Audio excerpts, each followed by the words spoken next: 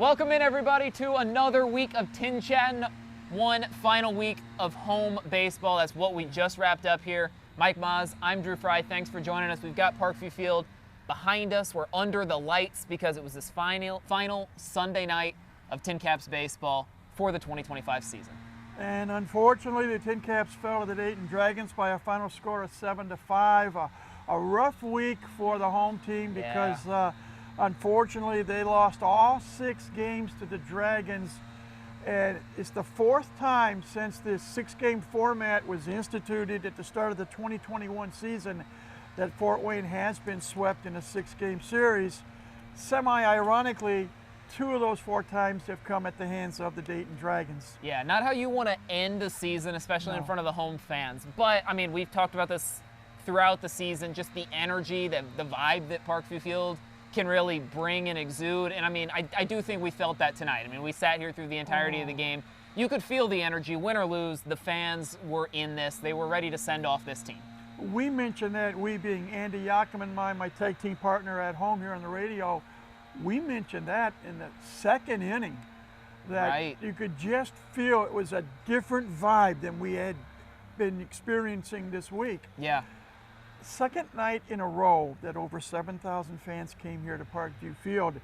On Saturday night, 7,021, and Sunday night, 7,086. And I know we're getting ahead of ourselves, but that brought the final attendance number for home games this year at Parkview Field to 327,542. And that's among the best in not only the Midwest League, but just A-ball, high A, minor league baseball, however you want to look at it, yeah. 3rd best in the Midwest League, 3rd best of all of high A, Class A baseball. Yeah. And there are still a number of AA and even a handful of AAA teams that don't draw as well as we do here in Fort Wayne. Thank you, fans of Fort Wayne. But 64 dates. We did lose 2 dates due to weather. Right. And for the 64 dates, 327,542. You do the division, 5,118 fans. That's a very good average for a high A ball club. Yeah, it really is. Back in the days when there was a 140-game schedule and we would have 70 home games, there was, I believe, it was either 4 or 5 years in a row that we eclipsed the 400,000 mark. Fewer games now. It would take a little more doing to do it, but you still cannot complain with over 327,000. And all we can say is thank you for coming out and supporting this team, this facility, this city, and others. Well, there were a lot of thank yous tonight. I mean, not only for the players, which many of these players, this is going to be their last time in Fort Wayne. Many of them may be back. That's just for the Padres organization to figure out. The coaching staff, again, there can be some shuffling. We don't know who's going to be here next year, who's going to be moving on to different roles at different levels. But I also think the big thank you that we got tonight was Keith Winter, who, well, I'll let you talk. You've spent a lot more time, working with him over the years than I have, but an award-winning groundskeeper here. Keith Winter retired basically after this game tonight, although as we speak and as we are taping, he is in the background. He's putting that last little bit of work in. Keith completing his 16th year here in Fort Wayne. Yeah. He is a multiple-time winner of head groundskeeper of the year in the Midwest League. I believe it is 5. It's either 5 or 6. Right. And there was one year, and I want to say it was 2019. Don't quote me on it. We can figure that out later. He was named the best head groundskeeper in all of baseball, major league and minor league combined. Phenomenal. Which is phenomenal. He spent 16 years here in Fort Wayne. The 3 previous years he was up at Great Lakes up in Midland, Michigan. He was a TV weathercaster for 25 years. Right. Started in television. We were talking about that earlier today. He's a very educated man, a very talented man. And now he's his beloved wife, Kathy, lost her battle to ALS last year after a 3-year battle. He has a number of grandkids on both coasts that he wants to visit. Yeah. But his proudest achievement, he and I got a chance to talk once a year. He would be my guest on our pregame show. And this year, he spoke about his greatest achievement was being able to work with young men here on the groundskeeping crew here. And he considers the groundskeeping crew part of his family. Yeah. And I know how it feels because I feel the same way. I've been fortunate to be an employee since 2002. And I've been able to broadcast since 2003. And before we moved downtown here to Parkview Field, there were just 14 of us on the staff. Wow. It has grown by leaps and bounds. Yeah. I mean, you can see it just over in the everyday 500 feel of the ballpark. part-timers and game day people Yeah. now on the payroll. Incredible. But there's a close-knitness. Yes. You can see it when you come through the front office. You can see it working with the grounds crew that Keith has worked with. And there are, it's either 2 or 3 people he's worked with that are in the major leagues. Right. At the groundskeeping level.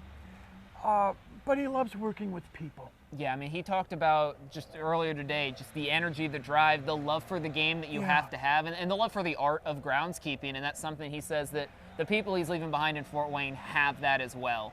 Yeah. And I mean, that's why we've seen this whole staff, the whole crew receive these awards. It feels like we can talk about that with all sorts of different facets of Parkview Field, just how much of a labor of love so many people have put into this over the past 16 years. They really are, and before we had a chance to start taping this particular session, I had a brief chance to talk with Keith behind us, and I just congratulated him on what I call a job well done. Oh yeah. And darn near came to tears. He's emotional, but he's very educated. He will listen to you. He will stick his hand out and try to help you. He has taught his people well. He wants to visit his grandchildren, and he also really enjoys public speaking, and he's been asked to travel across the country for a long time. He wants to continue that. What else he does, we don't know. He doesn't know, but we were graced by his presence for 16 years here at Parkview Field. And for that, we are grateful. Oh, of course. And I mean, we've talked with Lucas Ray as well today. Of course, season not over. I know this feels like such an end because it's the end of the home season. This is the farewell to the fans. But I mean, 6 more games left to play. And in those 6 games, obviously, team on a losing streak. The postseason not really in the mix at this point. But Lucas was talking about just development, and that's what this home stretch is all about. And I mean, we've seen that a lot this year with so many guys who've taken these next steps. And I mean, Mike, you and I can talk about a handful, but even guys still on the team, like we saw some good swings tonight. Yeah, we did. Eggy Rosario, who was here in 2017 when Fernando Tatis Jr. played shortstop, was on the AAA El Paso roster, was injured, was on the 60-day injured list. Recovered enough where the Padres took him off the list and sent him here to Fort Wayne. Right. Now, he had trouble readjusting at least to high Class A baseball. He's getting his legs under him still, I think. And coming into this game on Sunday night, he was 3 for 31 at the plate. But on Sunday night, he went 3 for 5, including a pair of gigantic home runs. Oh, one of them had one of those beautiful bat flips, and you could just see off the bat, you knew that ball was gone. The crowd knew it. That was the feel of watching your home team play baseball. That's what you go to the ballpark for. And the second home run he hit on Sunday, this crowd literally went spastic. Yeah. We could hear it, and our broadcast booth is on the second floor behind home plate. Right. We could hear the crack of the bat. And then you saw the ball take off, literally like a rocket taking off into space. And the crowd, they heard it, they saw it, they responded. Yes. And at that time, it brought the TinCaps to within a run. They trailed 6-5. Unfortunately, they lost the game 7-5. But Eggy Rosario is one example. Yeah. I know when we get together next week for our season wrap-up, right, we'll talk about all sorts of guys. We'll have some more specific numbers, such as how many players were actually promoted, moved up, or traded that began the season here in Fort Wayne. I feel like AA San Antonio has to feel like the TinCaps that we saw and that we had, that had those hot streaks at the beginning of the year. So many of them have moved up, which is obviously the end goal. That's absolutely great for them. Unfortunate for fans because you sit here and you don't see those guys out on the field. But we talked about it briefly last week, and it's something that all of us, fans, media, and others, need to realize. Yeah. And we sometimes forget. TinCaps are at the high A level. In Major League Baseball today, the minor league levels are AAA, AA, high A, There's Fort Wayne. low A, or what they call single A now, rookie ball, or what in the Padres situation they call it the Arizona Complex League, Right. because the games are taking place at the Padres Complex in Peoria, Arizona. And there's even international ball in Dominican or wherever. Yeah. So there are different stages. And we have to realize that when a player comes here to Fort Wayne, it's not like the major leagues where you can sign a multi-year contract Right. and you're going to be here for a while. The end goal is to leave. Unfortunate the goal as is that to is. leave. Yeah. On Sunday night, one of the nice additives, if you will, to what happened here at Parkview Field, it was Jackson Merrill bobblehead night. Jackson Merrill played over 70 games here in Fort Wayne in 2023. Batted, I believe, .280, had 10 home runs. He had 10 stolen bases and 13 tries. He played shortstop, and then he was promoted.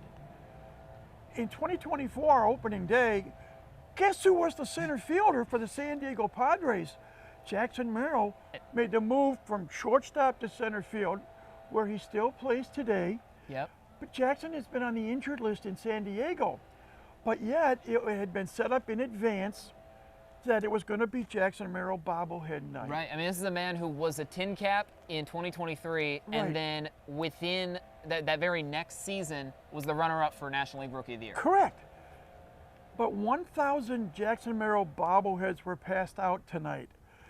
A huge portion of those bobbleheads were presented by Josh and Jenny Merrill, the parents of Jackson Yep. Merrill. And also threw out a first pitch. We were fortunate enough to have them on the radio for the fourth inning. Delightful conversation. But they drove from Baltimore, Maryland to Fort Wayne. They said it was a 9-hour trip. They attended Boy. the games on Saturday night and Sunday night. They did it because they had such a great time when they were here in 2023. When they found out about the bobblehead night was going to take place, they wanted to come. Yeah, that says just how much this city can make an impact in the lives of these guys. It really does. Whether it's a players or, I mean, again, talking with Lucas Ray ahead of that or after that Sunday game, and one thing I asked him was just about his future, kind of the uncertainty of the way that it works with players, with managers, with staff, in that he could get called up to a different level. He could be moved around in the organization. So, or he could still be here next year. That's all for us to figure out down the line. But the question to him was basically what stood out to him the most in his first year in Fort Wayne, possibly only. And you could tell how much of an impact this city has had on him. And he talked about his family, talked about the memories that he's had here. And in just 1 year, it has already become such a significant part of his life. And I think it's fair to say that it would be that way for a lot of these players as well. And there's so many players that cycle through here. I mean, we're at 280 something that have reached the major league level. 235. 235. Sorry, I'm predicting. Gotta wait a couple of years. A few years down the line, I'm getting ahead of myself. Yeah. But yes, all these players who have been impacted by this organization, and you could again feel that energy at this ballpark. And then when we stray away from the team itself for a moment, let's go back to what takes place here at Parkview Field and within the Fort Wayne community. One of the heartbeats of a franchise like the TinCaps is having promotions. Promotions, Yep. obviously, you want to entice people to come out to this beautiful facility, which I call the Taj Mahal of minor league baseball. Yep. And there are a number of promotions, and I've had the very good fortune for the last 3 seasons, counting 2025, to be able to sit down with TinCap team president Mike Nutter before our Sunday home games. And Mike and I made an agreement before we started this. We would not talk so much about what was happening on the field, but what happens off the field. Right. And we chatted on the Sunday. And one of the things that I asked, just like you talked to Lucas Ray about what means the most or meant the most to him, Right. I asked Mike Nutter what stood out to him this year in terms of promotions. And he said what stood out the most to him and what hit home the most to him was the Stand Up to Cancer experience that we had. And that's impacted the organization even fairly recently. Unfortunately, Kathy Tinney, longtime office manager for over 20 years, lost a short but valiant fight to cancer. 2 other staff members also were diagnosed with cancer during the off season, but knock on wood, they are doing much better. But 3 members of the front office staff coming down with cancer almost at the same time. Mike Nutter's dad is a cancer survivor. My mom and dad, my dad passed away from cancer. My wife's mom and dad passed away from cancer. So cancer affects a lot of people. And the TinCaps set up a particular night where the game was stopped after the 3rd inning for a few minutes, and players from both teams went to the baselines, and other staff members, and everyone had a card in front of them. And you see this at the Major League All-Star game, where it's a Stand Up to Cancer moment. Mike Nutter thought that promotion was the one that meant the most to him. And there are many promotions. I mean, you know, Luchadores, Manzanas Luchadores. Thank you. That's the Copa League style that all the Midwest League will do. And there were 3 events of that this year. Yes, we had the Hoosier State Tenderloins, the One Last Bite, as this is the last wrap up for that stretch. You had the Daisies night with the Fort Wayne Daisies once again. And then of course all your sort of pop culture things. SpongeBob was here, Bluey was here, had a Harry Potter night. We had a wrestling night, just all sorts of recognitions. But it's all part of what we like to call the Parkview Field experience. I'm going to beat you to it. Family, fun, entertainment. Thank you. We've said it so many times this year. That's lodged in my brain now. That is a phrase that Mike Nutter coined going back to 2000. Just like he also instituted post-game running or walking around the bases. Right. That doesn't always happen be it the major or minor league level. Yeah, all on this last night of the season, we saw everyone was wrapping up, and Johnny TinCap was still out there because there was a child no more than yay big, working his way around the bases, finally got to third, Johnny's cheering him on. You know, that's and I don't know if that kid's going to remember it, but the family will. But that's what when I say we, the TinCap organization strives to make your visit to Parkview Field as enjoyable as possible. Yes, we have a little biased interest because you're in the media and I get to broadcast. Right. So you care about what happens between the white lines. And we're also a bit of baseball nerds, that helps. But, yeah, true. But also, you know, coming to the ballpark for many years used to be just to come to see somebody play baseball. Right. It's not that way anymore. It is a family event. Yes. You have the promotions. There were 28 fireworks displays this year here at Parkview Field. Yeah, including other things. Each of the last home games of the season. Yeah, the last 4 nights. Right. So there's all, and the other thing too, and I'll briefly mention it, the other thing that Mike Nutter mentioned, service community work. And there were 2 different examples. Yes. Most recently, there were 3 different locations in the last 2 weeks that the TinCaps staff and players and coaches visited 3 different facilities. One was the Salvation Army, one was they're at the Fort Wayne Rescue Mission. And I forget the third off the top of my head. But it's a chance that the players and the staff members could, in essence, roll up their sleeves, help the great many volunteers and other employees that try to make life ever so more enjoyable, even if it's just an ounce at a time, to people that aren't as fortunate as we are. Right. And Jack Costello got the community award? Yeah, he did a lot of community service work as well. Yeah, that's a team award that went to him. It's not just a baseball game when you come out here. It's an event, it can be a reunion, it can be a big party. And after 16 years, you can tell it's part of the community. It is very much a part of the community. And I had a guest on tonight from one of the auto dealerships here in town. And he commented about, I asked him what he likes most about Parkview Field. And his response in a nutshell was, the building of Parkview Field was the rebuilding of downtown Fort Wayne. And he's right about it. A lot of people When have this been saying when that. this ballpark was built, all of a sudden other things sprung up. Yeah, I've talked to multiple people who've had that Hotels same observation. and restaurants and other things. Right. There is a game day experience Yeah. downtown, like on Jefferson and Yeah. throughout this area. And so that you put all that together, and that's what it's all about. And the TinCaps try to do their best to try to enlighten for someone, even if it's just a small amount, to give them a little bit of time away from everything, from maybe some trials or tribulations or Right. situations that they just need a break.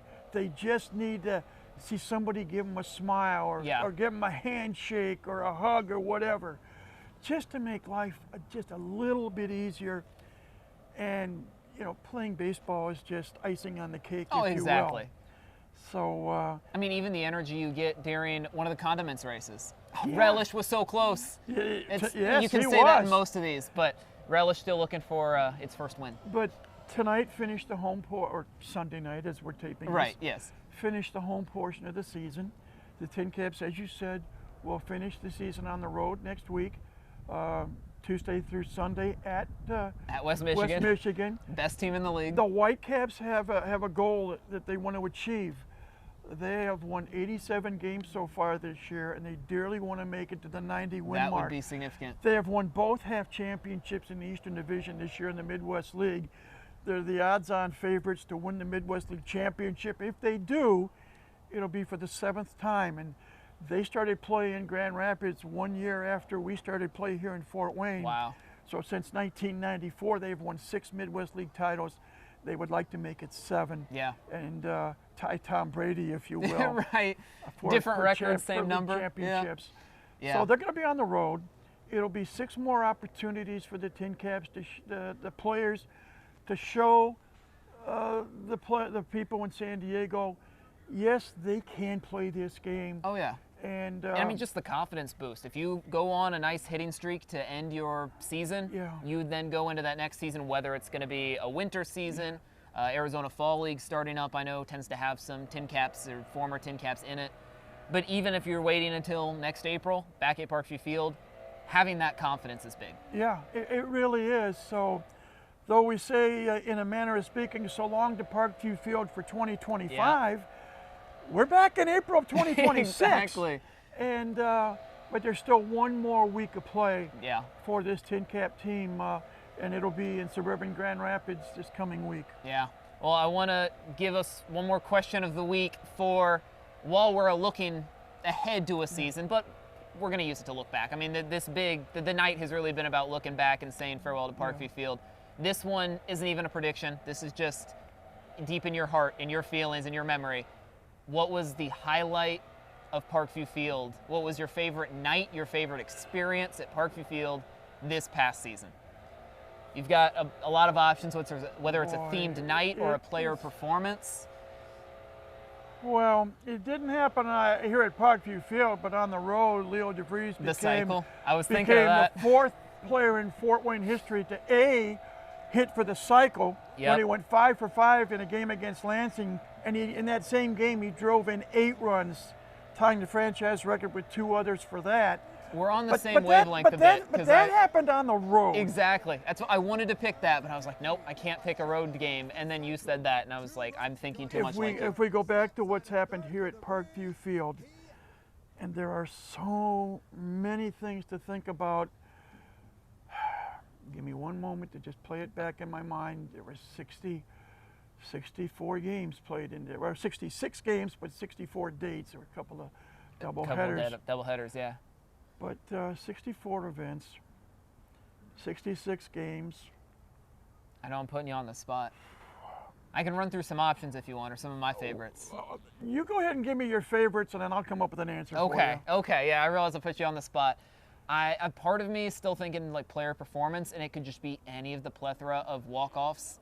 Specifically, Brandon Butterworth hit. I feel like every time he stepped to the plate, it was a big moment. The last game he played, and Leo DeVries.